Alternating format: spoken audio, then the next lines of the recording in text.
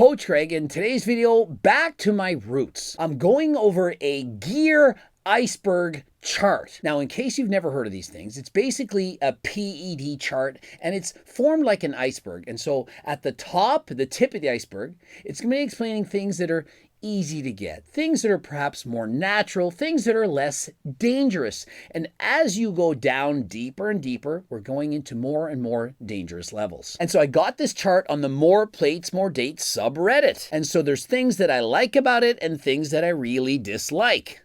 And so we're going to look at the chart and explain where these things should actually belong and explain what I would do if I were to make my own chart. And so you can see above the iceberg, and so we have the tip of the iceberg, but above that, we have TRT, peptides, SARMs, MK677, cardarine, and HGH prescribed by a doctor. And so here's the problem. You can't have all those things at the same level. Above the iceberg, that is what I'm considering as being 100% natural. The tip of the iceberg, that's where performance-enhancing drugs begin to develop. And so in my opinion, above the tip of the iceberg, those should be supplements that are perhaps on the cusp of being banned, but that aren't actually banned. And so out of all the things on that list, the only thing that I think that could belong there would be perhaps some peptides. Some peptides are banned, some are not. And so various peptides you may have heard of, for example, BPC 157 and TB 500. And so depending on your own definition, if it's banned by WADA, not banned by WADA, you might decide that this is at the tip of the iceberg or perhaps above the iceberg. Many people will say if you're using the Wolverine stack to heal yourself from injuries, that you're not actually cheating, that you're not using a banned performance enhancing drugs. Other people are going to say if it's banned by WADA, then you're cheating. And so I'm not here to argue whether or not I think that BPC 157 or TB 500 should be allowed in sporting competitions. I'm just here to say that peptides should be at the tip of the iceberg or perhaps just slightly above. But anything else, for example, MK677, that's a growth hormone secretagogue. It's clearly going to help you to put on muscle. But it's banned by WADA, and so, in my opinion, it's at the tip of the iceberg, it's not above. And cardarine, that's GW50156. That is to increase your endurance, your cardiovascular endurance, your help your ability to burn fat. If you're using these, they're banned by WADA, and so that to me is right at the tip of the iceberg.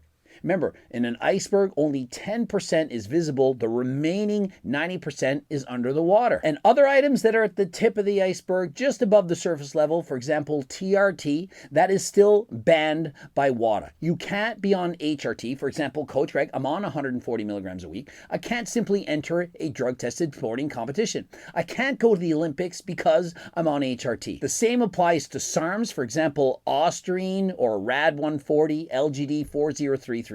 These are just breaking the surface level. These are essentially starter drugs, gateway drugs, if you will.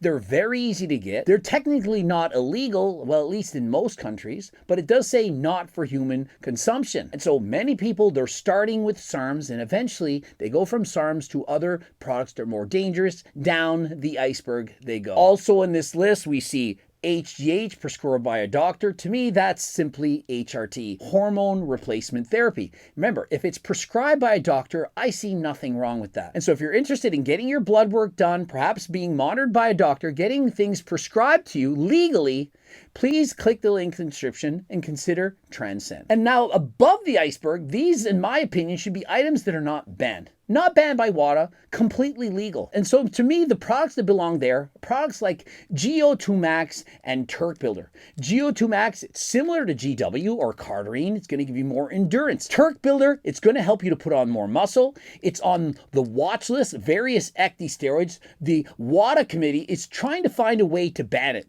They can't ban it right now. They have to be able to develop a test. And so it's on the watch list. It might eventually be banned. And so to me, these are items that don't belong in the iceberg, but just above. Where's creatine? Well, creatine clearly belongs above the iceberg. In my opinion, perhaps even above the clouds. Creatine, it's 100% natural. They're not going to ban it, but it does in fact work. Missing chicken, broccoli, and rice too. Yeah, of course, there are many items that food, supplements, and so on, perhaps Seco protein bars, bars, protein powders, and so on, they go above the clouds. They are not in the iceberg. Well, unless you're having the chicken, broccoli, and rice that the Wolverine's been consuming. Have you watched Deadpool? Look at the guy's physique. I know they use CGI, but you gotta convince me these guys are on absolutely nothing, just taking the chicken, broccoli, and rice. I don't believe it. And so one item that people perhaps underplay in terms of how dangerous it could be is pre-workout. To me, pre-workout is more dangerous than Turk Builder. It's more dangerous than GO2 Max. Pre-workouts have a lot of stimulants. And trust me, teenagers who are dry scooping and double dosing, triple dosing, and so on, this can be very dangerous. And so if you're a parent and you're considering getting your child a pre-workout, be careful.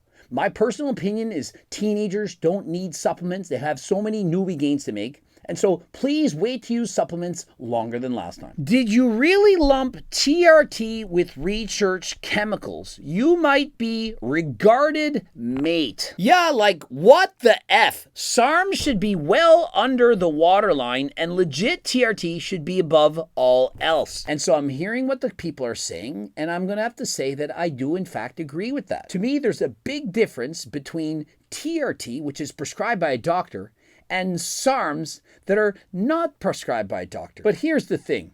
SARMs are in fact legal for most people to use. Testosterone, which is in fact what the doctors are prescribing, is in fact banned in many countries. And so, for example, if you're in the United States and you're using testosterone and you're on HRT doses, but it's not prescribed by a doctor, technically you're breaking the law. In comparison, if you're using Ostrine or Rad 140, even though you shouldn't be, it says not for human consumption, you're not technically breaking the law. And so you have to weigh out the fact that one's breaking the law, one isn't, with the fact that one's perhaps more dangerous than the other, then I'd have to say that they belong in about the same category. They're just scratching the surface. Below the iceberg, this is where the scary stuff starts. And so although abusing SARMs can in fact be scary, so could in fact abusing HRT. Many guys are just saying, I'm on HRT, 200 milligrams. That to me is an excessively high dose. I'm on 140 milligrams. 200 is a lot. And so if you're just saying, hey, I just started out on 200 milligrams, but it's not prescribed by a doctor, that could be in fact worse than using SARMs. And so I had to put it at about the same level, but I totally get it. The people who wrote those comments, those were great comments, very valid. And so if you want to put SARMs below the tip of the iceberg and under the water and say that those are more dangerous, then I support you. I get that. And so the next comment, which is also very valid, this is a great thread. You don't get the meme. It's not ranking the stuff by how good it is. It's ranking it by its accessibility and what's commonly used. And so above the iceberg, SARMs clearly there. Very easy to get SARMs. I would argue more easy to get SARMs than to get HRT. Now remember, I'm from Canada. It's very difficult to get HRT. Much easier to get SARMs. You go to the local gym, very easy to get SARMs, or you could simply type for SARMs on Google. Very easy. But if you want to get HRT, you got to go to your doctor. Probably not going to give it to you. You're going to get several blood tests. Very difficult. And so hopefully this all makes sense to you. If you disagree, if you have a different opinion, please write a comment. We'll be sure to check them out. Many teenage kids are using SARMs because of accessibility, but SARMs are only the tip of the iceberg. Only more advanced users who've gone deeper into steroids are using Tren, for example. And next, just below the tip of the iceberg, and so now we're underwater. We're getting into more serious steroids and so on, things that people are losing slightly less often, but it's starting to become a problem. And so next up is going to have to be oral steroids. Orals. These are things that are more likely to be used because many people are afraid of pinning. And so I'm thinking Anavar, D-ball, Anadrol, T-ball, Superdrol, the list goes on. And so I can see looking at this chart, I do in fact see Anavar, T-ball, D-ball written above at the tip of the iceberg. These they have in the first tier below the top level, which was above the tip of the iceberg. They've also added 500 milligrams of test. And so my opinion is that 500 milligrams of test is far less likely to be used than simply an oral steroid. Many people, for example, teenagers, are going to simply start with an oral. They're going to use Anavar, D-ball, things like that. They may have started with a SARM, Ostrine, Rad 140, and so on. And now they feel they're ready for the next level. And so we're thinking of different levels. And as we get down, we're getting more dangerous. And we're also thinking about the accessibility. And so certainly, SARMs are far easier to get than actual Anavar. Anavar, not that easy to get, although it's perhaps the most sought after oral steroid. It's often counterfeited. And T-ball, more of a designer steroid, a lot harder to get, and D-ball, probably the easiest of the three to acquire. And so I would put all these oral steroids at just below the tip of the iceberg. And so I think that the person making this chart had a good idea. These are in fact are getting a bit more risky. You're in fact breaking the law in the United States. In Canada, you're not. And so it makes sense to be a bit further down on the iceberg. And so below the oral steroids, I think we now add in injectables. And so where it says 500 milligrams of test, I would also add that to, for example, Masterone, Primo, Deca, and EQ, and so on. These are injectable testosterone cycles.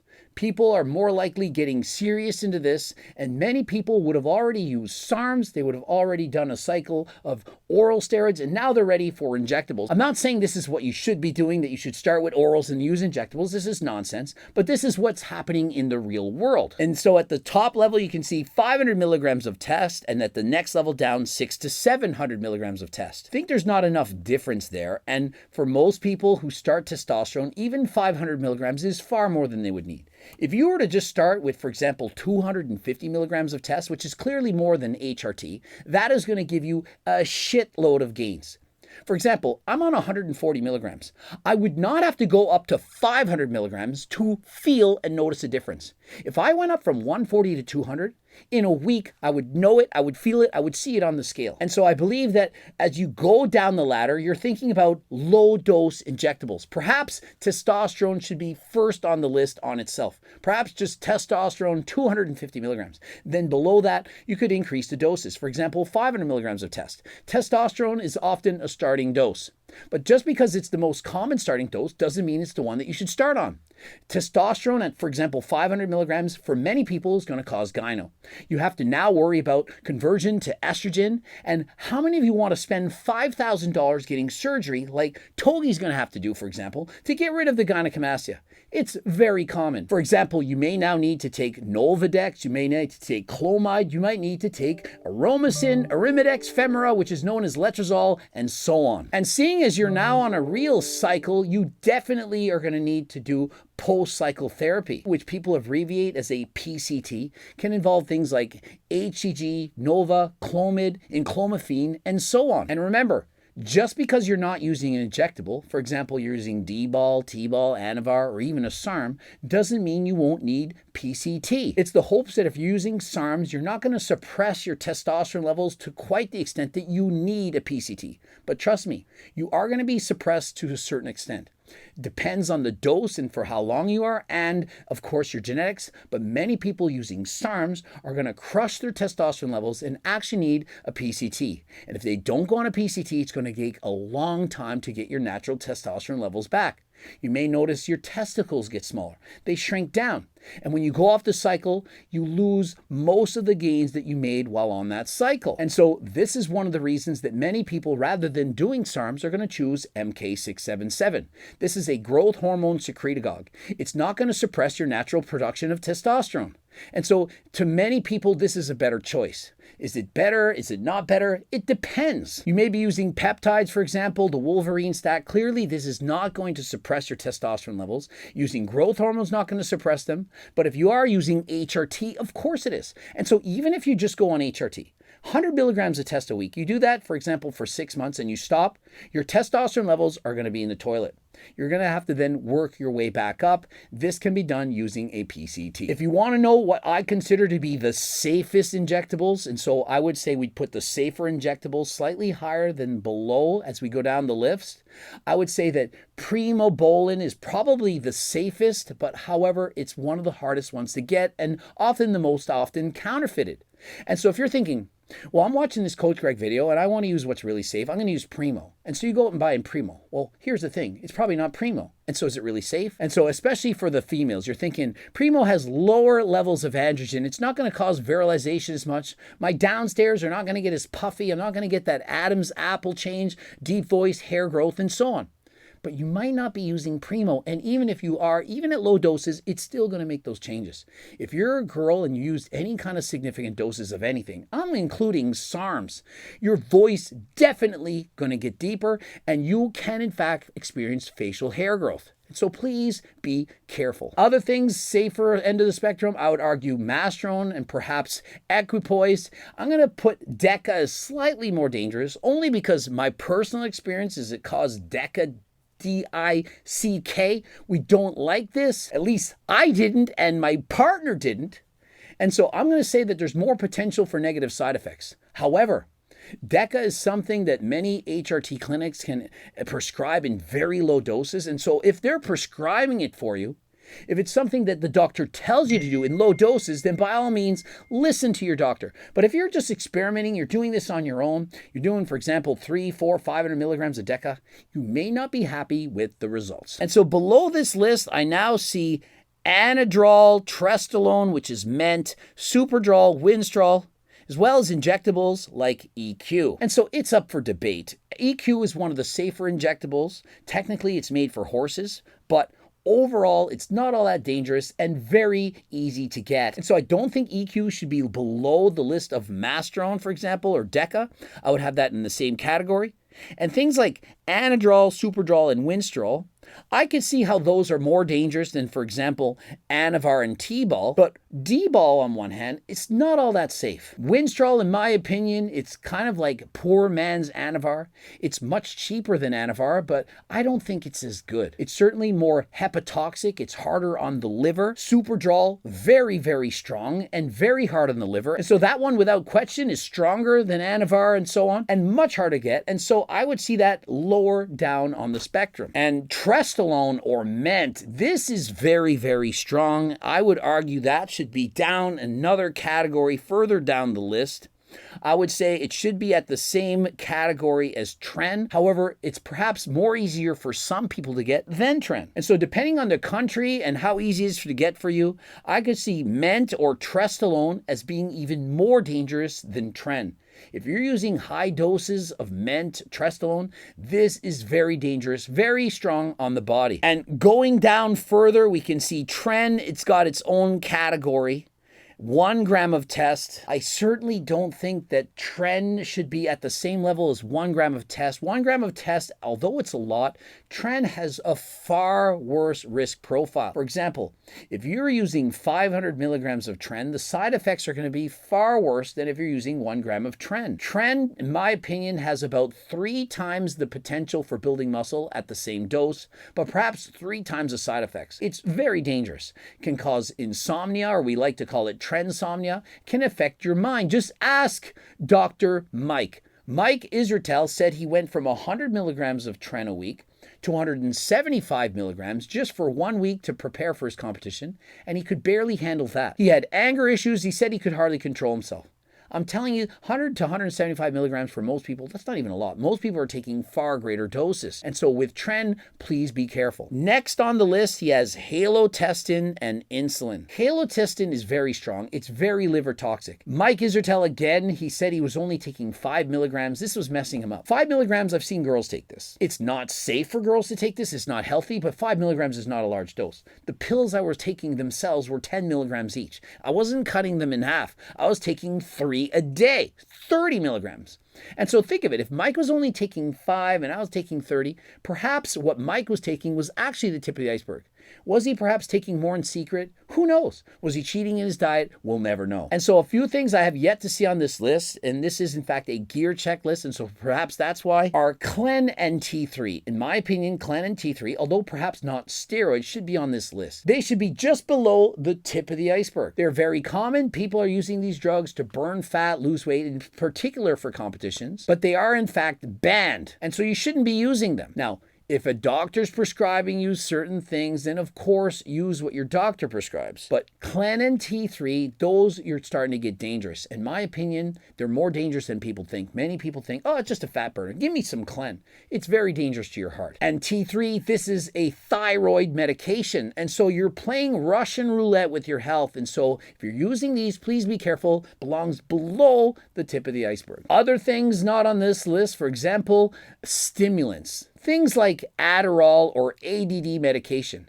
People are playing with their appetites and they're always starving. They don't have a lot of energy because they're in a calorie deficit. So oftentimes they'll resort to taking Adderall, perhaps sniffing creatine. I've seen people go on a downward spiral. They start off preparing for their bodybuilding or their bikini competition. I'm going to do it natural. Halfway through the competition, once they've lost half the weight, they're like, this sucks. I'm suffering. I have no energy. What can I use? And they start resorting to using drugs, recreational drugs, stimulants. And so this is a slippery slope. Imagine you're sniffing creatine for that last 6 weeks before competition. You end the competition and now you can't stop. You're addicted. And so Togi might say, oh, you just switch from one drug to the next. Do this for a month, for perhaps 2 weeks, and go to another drug.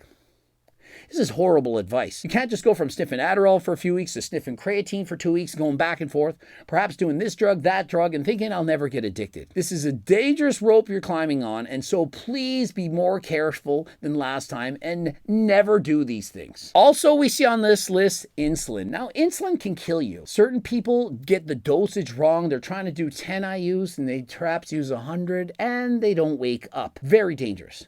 Not good for your health. Insulin should be very far down the list. However, it's not. Way more people are using insulin than you think. And so although he has it at the same category as halotestin, just below check drops, insulin should be higher up.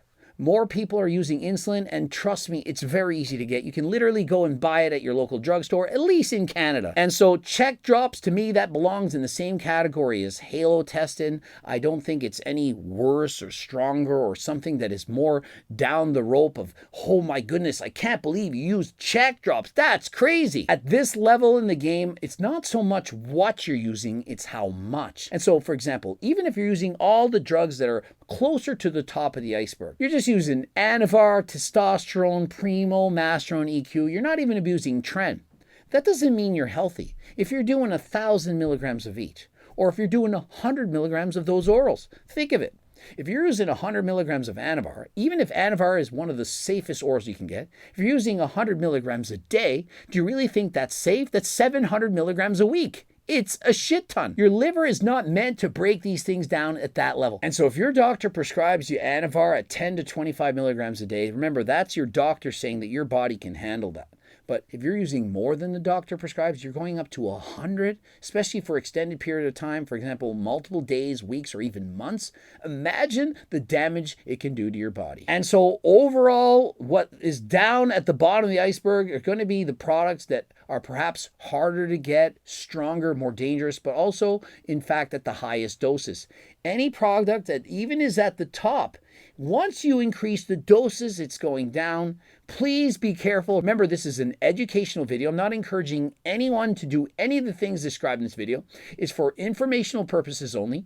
I am not a doctor, not encouraging to do any of these things. And my best advice for you is stay above the iceberg. Use natural supplements. For example, GO2 Max, Turk Builder, Ecti Builder, creatine. Use what you can that's perfectly legal, that is not dangerous. Things like beta-alanine, Perilite, protein bars, and so on. These are supplements that can help. They're not going to cause you to fail a drug test, and you can be safe. Interested in any of these? Code Greg, 15% off. If you have no money, get over to the website and get the free diet and training program. It's close to 50 pages in length. Also, join the 300,000 plus newsletter subscribers, ending it here. Subscribe, click the bell button, comment to boost the algorithm, like the video if you liked it, add a comment. If you want more of these videos, please let me know. Also, watch one of those 2 bloops. And of course, the cookbooks, the Circle Diet book, the training books, the Harder Than Last Time clothing line. Everything on the website, code Greg, 15% off. And remember, the Turk Builder is guaranteed. It's not snake oil. I have proof it is exactly what it's supposed to be. Other companies that I've tested, I'm not going to say which ones, they were lying. They did not have what they were supposed to have. And so if you use turkesterone from other companies and say it doesn't work, it's because it was from other companies. And so with the money back guarantee, you have no reason to doubt me. Get to the website. You've got nothing to lose. And until next time, I am out.